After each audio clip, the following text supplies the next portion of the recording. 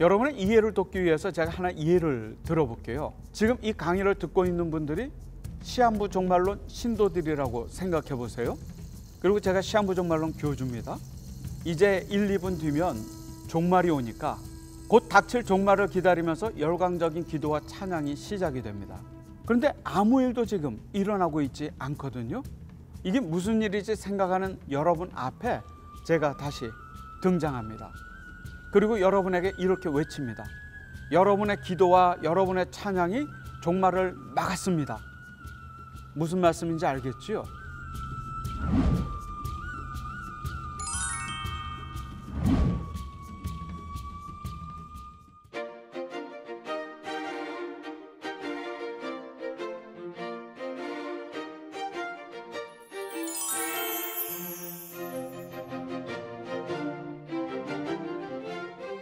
안녕하세요. 탁재일 교수입니다. 지난 강의에서 이단의 매혹이라는 주제로 우리가 함께 이야기를 나누었습니다. 누군가의 실수로 이단에 빠지는 것이 아니라 이단이 가지고 있는 미혹의 기술이 누군가를 이단으로 미혹한다는 이야기를 나누었죠. 그리고 우리가 기대했던 어떤 무서운 모습이 아니라 친절하게 다가와서 친밀한 관계를 형성하고 그러고 나서야 그들이 준비한 치밀한 미혹을 시작해서 우리에게, 우리 가정에게 치명적인 피해를 미친다라는 이야기를 나누었습니다. 이렇게 이단에 빠지게 되어서 어떤 이단 교주를 신호로 믿고 그리고 허망한 이단 교리를 인생의 지침서로 받아들였다고 하지요. 만약 그 이단 교주가 사망하면 어떻게 될까요?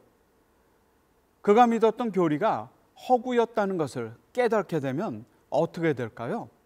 이단의 미래라고 하는 오늘 강의 주제로 앞으로 이단 문제가 어떻게 전개될지 우리가 전망을 해보려고 합니다. 과연 신으로 따르던 이단 교주가 사망하면 어떤 마음일까요? 누군가가 절박하게 기다리던 시한부 종말론이 실패했다면 어떻게 느낄까요? 그리고 이단 교주가 죽고 그리고 시한부 종말론이 실패하면 정말 이제는 이단 문제가 끝나는 것일까요? 하지만 벌어진 일들을 보면 그렇지는 않은 것 같습니다. 도대체 왜 교주가 사망했는데 시한부 종말론이 실패했는데 사람들이 빠져나오지 않는 걸까요? 우리의 상식으로는 교주가 만약에 사망했다면 자신의 선택이 실패했다는 것을 받아들이고 이제는 돌아서 나와야 되지 않을까요? 근데 그런 일이 잘 벌어지지는 않는 것 같습니다. 한번 생각해 보십시오. 가족과 지인들의 반대를 무릅쓰고 내가 이 사람을, 이 이단을 선택했는데 이 사람이 사망한 것이거든요. 결국 그것은 자신의 선택이 실패했다는 의미입니다. 그런데 누군가는 자신의 선택이 실패했다는 것을 쉽게 받아들이지 못하는 모양입니다. 오히려 그 사망한 교주의 죽음을 신격화하고 미화하면서 그 단체에 계속 남아있기로 작정하는 이들이 적지 않다는 것이지요. 여러분 생각은 어떠세요? 혹은 시한부 종말론이 실패하면 이단 단체를 다 도망쳐 나올까요? 물론 그럴 수도 있겠지요. 하지만 그 시한부 종말론이 실패하고 심지어는 반복적으로 실패해도 성공하는, 성장하는 이단들이 있습니다. 여러분의 이해를 돕기 위해서 제가 하나 예를 들어볼게요. 인지부조화를 설명하는 데 자주 사용되어지는 예인데요. 일단 지금 이 강의를 듣고 있는 분들이 시한부 종말론 신도들이라고 생각해 보세요. 그리고 제가 시한부 종말론 교주입니다. 그리고 오늘 이 자리에 우리가 모였어요. 곧 시한부 종말, 곧 휴거의 시간이 온다고 믿었기 때문이죠. 그리고 여러분 앞에서 제가 이제 1, 2분 뒤면 종말이 오니까 찬양하고 기도합시다 라고 한 후에 저는 따로 가서 기도하고 있겠다고 여러분에게 얘기하고 퇴장합니다. 곧 닥칠 종말을 기다리면서 열광적인 기도와 찬양이 시작이 됩니다. 그리고 마침내 그 시간이 되었습니다. 그런데 아무 일도 지금 일어나고 있지 않거든요. 당황해하고 이게 무슨 일이지 생각하는 여러분 앞에 제가 다시 등장합니다. 그리고 여러분에게 이렇게 외칩니다. 여러분의 기도와 여러분의 찬양이 종말을 막았습니다.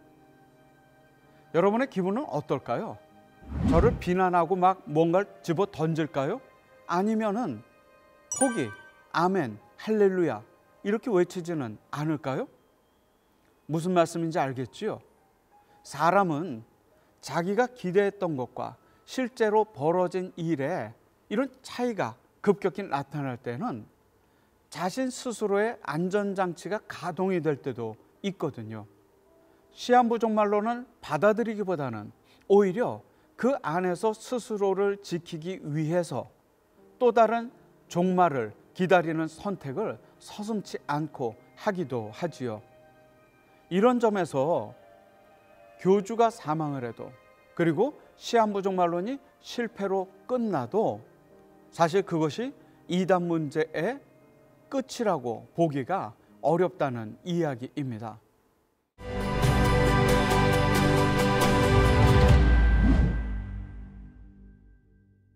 우리 역사를 보면은요, 이러한 이단 단체들은 그래서 교주가 죽고 시한부 종말론이 실패해도 계속되어져 왔습니다.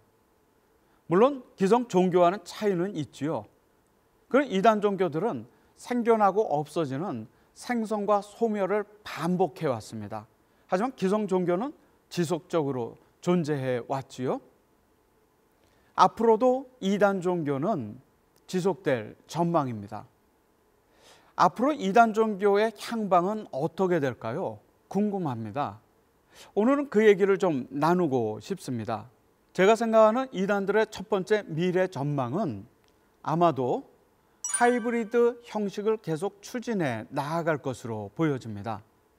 코로나 이전에 있었던 그러한 학습 효과, 또 코로나 기간 동안 얻었던 그들의 학습 효과를 종합해서 앞으로는요, 이 두 가지를 적절하게 병행하면서 포교를 진행할 것이라고 생각합니다. 제가 생각하는 이단들의 두 번째 미래 전망은요, 친사회적인 전략이 계속 확대될 것으로 생각됩니다. 코로나가 막바지에 이르면서요, 우리에게 노출되었던 많은 이단들이 주요하게 관심 갖는 그 일들이요, 자원봉사, 사회봉사입니다. 헌혈도 하고 거리 청소도 하고 이러한 모습들이 많이 노출이 되어지고 있습니다. 이제는 그런 사회적 순기능으로 옷을 입고 곳곳에서 봉사활동을 매개로 포교하는 이단들이 많아지고 있습니다. 비단 국내뿐만 아닙니다. 남미이든 아프리카이든 동남아나 중앙아시아든 동일한 전략을 가지고 한국 이단들이 봉사를 매개로 활동하고 있는 모습이 곳곳에서 노출이 되고 있습니다. 세 번째 제가 생각하는 이단들의 미래 전망은 해외에서의 활동이 강화되는 한편 지역사회를 기반으로 한 활동도 역시 강화될 것이라고 생각합니다. 제가 최근 2, 3년 동안 인도 차이나 반도에 진출해 있는 한국 이단들을 연구하기 위해서 라오스와 베트남과 캄보디아를 현지 조사를 했습니다. 한국에 있는 모든 이단들은 그곳에 다 있다고 보시면 됩니다. 중국에 있는 동북 삼성도 예외는 아닙니다. 제가 이렇게 이야기해도 될지 모르겠지만 이제는 이단에 대처하지 않는 해외 선교, 세계 선교, 저는 밑빠진 독에 물 붓기라고 생각을 합니다. 기성 종교보다도 훨씬 더 나은 조직력과 경제력을 갖춘 한국 이단들이 세계 곳곳 오지를 파고들고 있는 것이 오늘의 현실입니다. 이렇듯 이단들은 해외 활동을 통해서 실제적으로 교세를 확장하기도 하고 그렇게 하지 못하는 단체들은요, 그럼에도 불구하고 해외 활동을 합니다. 그 이유가 있지요. 그렇게 활동하고 그곳 사람들은 관심조차 없지만 그것을 사진에 담아옵니다. 그리고 그 사진을 국내의 신도들에게 홈페이지나 블로거를 통해 가지고 그 공유를 하지요. 그럼 신도들 입장에서는 그들의 교주가 해외에서 뭔가를 하고 있구나라고 생각할 수 있거든요. 즉 신도들을 통제하기 위한 목적으로 그들이 해외에서 찍은 사진을 역수입하는 이단들도 적지 않은 것을 볼 수 있습니다. 이처럼 해외에서의 활동과 함께 이단들의 지역 기반을 중심으로 한 활동도 활발해질 것입니다. 예전에는 전국을 타깃으로 한 그들의 활동들이 이루어지기도 했지만 이제는 코로나를 거치면서 그들의 지역을 기반으로 한 포교가 효과적인 것을 이단들도 깨달은 것 같습니다. 지난 시간에 말씀드렸던 그 채소마켓, 중고거래 사이트, 그것을 활용하는 그런 모습들, 이런 것들을 보면 거리 또 주요 번화가에서 포교하는 모습들을 보면 이제는 이단들이 조금 더 체계화되고 조직화되어지면서 밖으로는 해외로 가지만 안으로는 우리나라 전체가 아니라 그들이 있는 지역을 기반으로 포교가 점점 더 심화될 것으로 전망이 되어집니다. 그리고 제가 생각하는 이단들의 네 번째 전망은요, 이제 곧 이단들에게 위기와 기회의 시기가 올 거라는 전망입니다. 그것은 이단들 교주의 그 유무하고도 관련이 되어지는데요. 1980년대를 전후로 해서 활발하게 등장하기 시작한 이단 교주들을 우리가 보게 되면은 이제 그들의 연령상 후계 구도를 걱정해야 될 시점에 지금 와 있거든요. 즉 이단 교주들의 세대 교체가 이루어지는 시점이 이제 요즘입니다. 아마 이것으로 인해서 이단들은 위기에 처할 수도 있겠지요. 내부적으로 분열이 되기도 하고 분파가 생길 수도 있을 겁니다. 강력한 누군가가 자신의 전임 교주가 또 그들의 선생을 배신했던 것처럼 제2인자가 지금의 교주를 배신하고 이단 조직을 장악할 수도 있고요. 이러한 권력 싸움에서 밀려난 누군가는 그와 유사한 분파들을 또 만들어 나아가겠지요.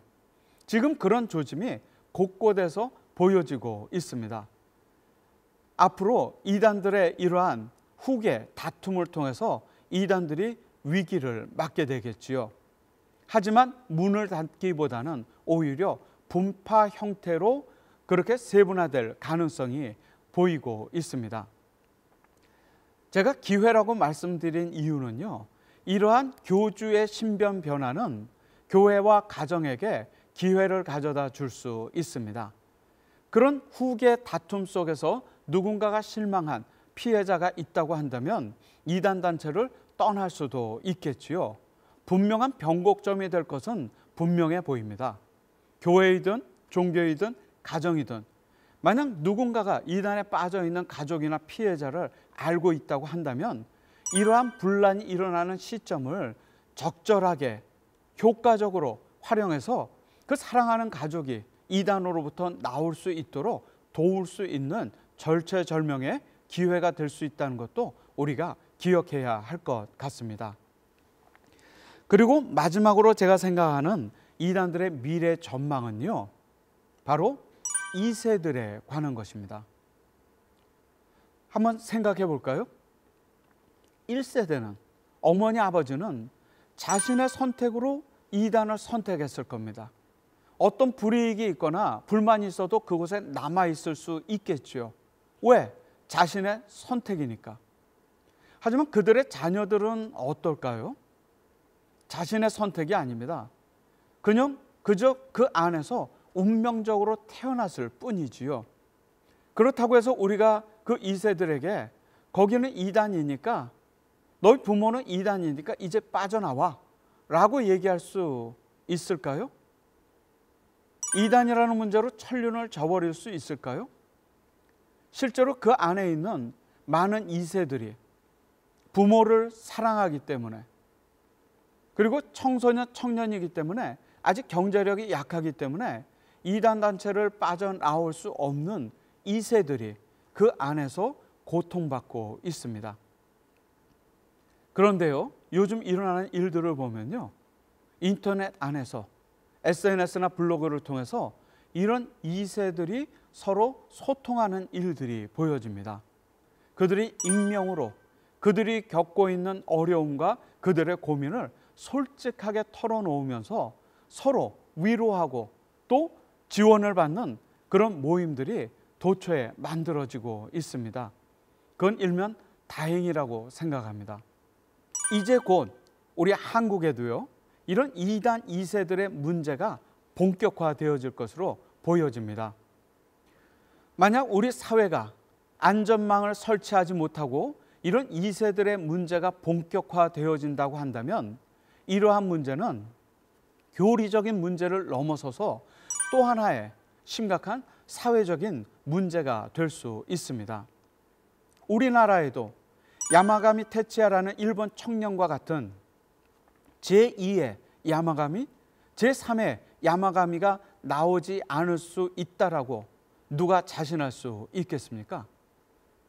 이단들의 마지막 미래 전망을 하면서 이제는 교회와 종교와 사회가 이러한 2단 2세들의 문제에 대해서 관심을 갖고 그 해결책을 모색해야만 하는 그런 시기로 접어들었다고 생각합니다.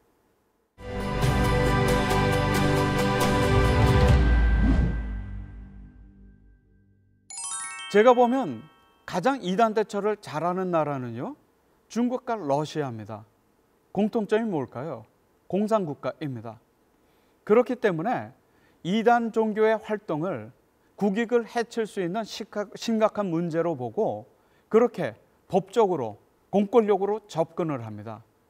우리는 이런 종교의 문제를 문화부서에서 다루고 있지만 이들 공산국가에는 어떻게 보면 공안 혹은 그 공권력에서 이 문제를 다루고 있지요. 효과적으로 이단 문제에 접근하고 있으나 또한 종교의 자유도 역시 침해되고 있는 것은 아닌가 우려할 수가 있지요. 그런가 하면 프랑스 경우에는요, 이단 문제로 심각한 사회적 사건이 있은 후에 정부 주도로 이런 문제를 해결해 나아갈 수 있는 기관을 만들었습니다. 굉장히 특별한 케이스죠. 그리고 이런 문제에 대한 신고도 받고 또 법적인 지원도 하고 있습니다. 미국의 경우에는요, 주로 이런 종교적인 교리적인 논쟁보다는 피해자들을 지원하는, 상담하고 또 치유와 회복을 돕는 그런 상담이나 이런 분석이 우선되는 활동이 많습니다. 전 세계 혹은 미국을 돌아다니면서 피해자들과 그 피해자들의 가족, 그리고 그것을 돕는 종교인들 혹은 심리 상담가들, 법조인들 같이 모여서 이런 논의를 진행하는 국제적인 단체도 있지요. 예전에는요, 어떤 종교인도 아닌 300여 명의 변호사들이 모여가지고 특별히 통일교 문제이긴 했죠. 그 문제를 돕는 변호사회를 조직해서 조직적으로 통일교 피해를 도와줬던 그런 그룹들도 있습니다. 그런데 이번 아베 신조 전 총리 피격 살해 사건을 계기로 해서 일본 정부가 피해 신고 센터를 만들었거든요. 그리고 거기에 많은 피해 신고도 들어오고 있다고 합니다. 저는 이런 피해 신고 센터의 모델을 주목해서 보고 있습니다. 물론 우리가 이단 사이비 종교를 제재할 수 있는 법적인 조치를 우리가 갖게 된다면 더할 나위 없이 좋겠지요. 하지만 헌법이 보장하는 종교의 자유를 생각할 때 우리가 신중할 필요가 있고 또 그것이 법제화되어져 가는 과정이 녹록지 않고 오랜 시간이 걸릴 수 있기 때문에 그 과도기적으로 이 종교 문제를 우리가 접근하고 또 해결을 모색해야 될 그런 기관이 필요할 것 같습니다. 저는 그 기관의 모델을 이번 일본에 설치한 사이비 종교 신고 센터를 모델로 생각합니다. 우리나라도 우리 정부 기관에서 이러한 신고 센터를 운영하는 것이죠. 누군가가 종교 문제로 인해서 어려움을 겪는다면은 여기에 신고를 하는 거죠. 이런 단체를 통해서 내가 어려움을 겪는데 한번 이 단체가 건전한 종교인지 아니면 정말 종교단체로서 이런 일을 하고 할 수 있는 것인지 그런 신고를 하죠. 신고를 하면 그것을 맡고 있는 공무원은 그 문제에 대해서 접근할 수 있는, 예를 들어서 공신력 있는 정보, 관련 정보를 제공할 수 있는 종교인, 연구가라든지, 또 피해가 발생했을 때는 도와줄 수 있는 심리 상담가라든지, 법적인 조언 혹은 공권력의 조언이 필요할 때에는 변호사 혹은 경찰이 여기에 관련될 수도 있겠죠. 말하자면요, 우리가 위급할 때 119 누르지 않습니까? 이런 이단 사이비 종교 문제로 문제가 생겼을 때 원스톱으로 지원을 받을 수 있는 이런 사이비 종교 신고 센터를 우리가 만약에 운영한다고 한다면 저는 이것이 가장 효과적인 대안이 될 수 있다고 믿고 있습니다. 저는 이런 이단 대처 활동을 하면서 최근에는요, 제가 살고 있는 지역에서도 그 지역을 무엇보다도 중심으로 활동해야 된다고 하는 그런 생각이 들어서 2년여 전부터 부산 지역 이단 상담소 소장을 맡고 있습니다. 제가 소장을 맡기 전부터 한 10년 동안 이 상담소가 운영이 됐는데요. 지난 10여 년 동안 800여 명을 상담했는데 그중에 93, 40%가 즉 740~50명이 다시 돌아왔지요. 이단이 문제라면요, 해결이 될 수 있습니다. 단지 우리가 이런 중앙정부 차원에서 사이비종교 피해 센터를 운영하면서 또 다른 한편으로는 지역을 중심으로 한, 내가 두 발 딛고 살아가는 지역을 중심으로 이런 이단 사이비 문제에 대해서 우리가 대처해 나아갈 때 우리가 지난 시간 일어났던 그런 큰 사회적인 사건으로 비화되지는 않을 것이라는 생각을 하게 됩니다. 이단이 문제라면 언제든지 그것을 피해를 치유하고 회복할 수 있는 기회, 또 가능성은 있습니다. 지난 4번의 강의를 통해서 이단들이 우리 종교와 가정과 사회를 통해서 어떻게 역습을 했으며 그 이단들은 어떻게 탄생했는지, 그리고 도대체 어떤 이유 때문에 그들이 그렇게 매혹적인지 우리가 한번 분석을 해봤습니다. 이단 문제는 우리 곁에 계속 있어 왔고 이단의 피해도 그로 인해 가지고 계속 있어 왔습니다. 과연 종교의 역할이 무엇일까요? 이런 잘못된 종교에 빠진 분들을 비난하고 지울 수 없는 주홍 글씨를 새기는 것이 종교의 역할일까요? 아니면 그들이 당한 아픔을 치유하고 회복하고 다시 하나의 가정을 이룰 수 있도록 도와주는 것이 우리 종교의 역할일까요? 우리가 이단 문제는 아니한 우리들의 눈이 아니라 우리가 피해자가 될 수도 있다라고 하는 그런 절박한 마음이 여러분의 가정을 지킬 수 있고 여러분 스스로를 지킬 수 있습니다. 이단 문제에 대한 관심이, 지속 가능한 관심이 우리에게 필요합니다. 이것으로 제 강의를 마무리하려고 합니다. 안타깝지만 우리가 살고 있는 세상은 사이비 신들의 세상이 되어버렸습니다. 우리들의 삶이 안전하고 안심될 수 있도록 여러분의 몸과 마음을 잘 지켜나가시기를 소망합니다. 감사합니다.